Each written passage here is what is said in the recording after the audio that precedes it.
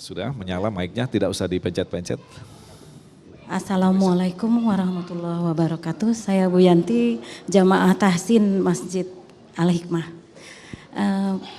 Pertanyaan saya yang pertama itu kita sebagai wanita pada khususnya ibu, istri. Nah itu amalan-amalan apa sajakah yang bisa kita lakukan untuk dapat menghadapi tanda-tanda kiamat yang sudah semakin dekat. Siap. Kemudian pertanyaan berikutnya, sekarang kan era informasi internet itu gencar. Ibu-ibu juga pegang HP terus. Terkadang saya sebagai orang awam antara yang maksiat, informasi banyak maksiat, jadi memang jadi tipis ya. Mana yang benar, mana yang salah. Nah itu bagaimana kita menyikapinya. Baik. Demikianlah. Wassalamualaikum warahmatullahi wabarakatuh. Terima kasih pertanyaannya Ibu Yanti. Silakan Ustadz Hilmi. Nih kalau maknanya pasti amalan gitu ya, seakan-akan ibu-ibu punya amalan khusus gitu ya. Padahal sederhana Bu, amalan itu sama standar saja untuk menjadi seorang wanita solihah, itu amalannya ada amalan standar ya.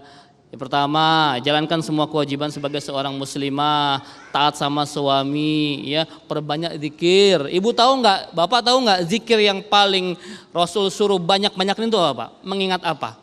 Aksir zikra hadhimil lazzah, kata Rasul.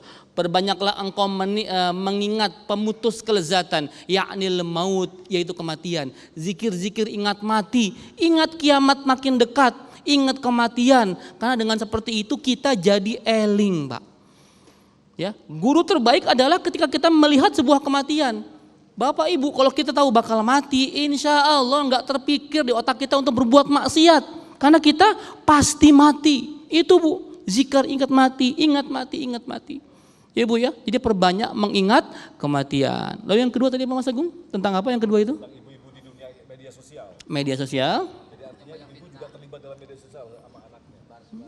Oh ya, bagaimana memfilter informasi di sosial media? Ya, ada yang hoax, ada yang apa. Wah ini jawabannya panjang juga nih Beh ya. Jawabnya panjang ya. Ntar Babe yang jawab biasa, singkat saja. Ibu, sekarang semua orang punya sosial media, punya handphone, punya gadget. Ya, gunakan gadget kita untuk kebaikan. Kata Allah Subhanahu wa taala, Al-Hujurat ayat 6, ya ayyuhalladzina amanu in ja'akum fasikum binaba'in fatabayyanu. Ya, orang beriman kalau datang nih orang fasik bawa kabar, ya tabayun dulu, jangan langsung main share. Nah, ini emak-emak nih hobinya doyan banget jempolnya lebih cepat dibanding otaknya.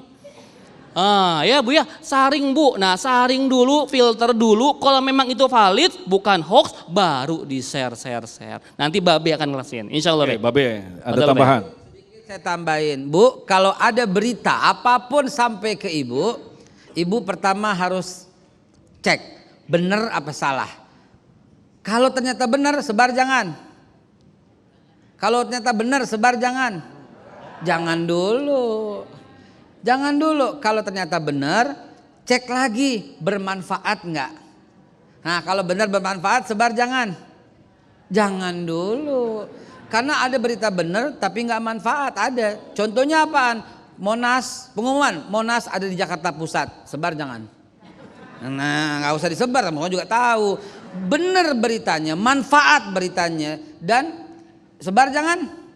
Jangan dulu, cek dulu ada nggak orang tersinggung. Ada nggak suku tersinggung? Ada nggak agama lain tersinggung? Ada nggak kelompok lain tersinggung? Ada nggak organisasi lain tersinggung? Kalau nggak ada yang tersinggung, baru kita sebar jangan. Jangan dulu, jangan sebar mulu Ibu ah. Sekali lagi, cek benar apa salah. Kalau benar, cek yang kedua, manfaat nggak? Kalau manfaat, cek ketiga, ada yang tersinggung nggak? Kalau enggak juga, cek sekali lagi, pulsanya ada nggak? Kalau memang ragu, case close, nggak usah disebarin. Buang baik-baik. Ingat, lebih baik memakai Rasulullah yang dipesankan Rasulullah. Apa itu? Katakan yang baik atau benar. Sebar yang baik, manfaat, berguna atau diam.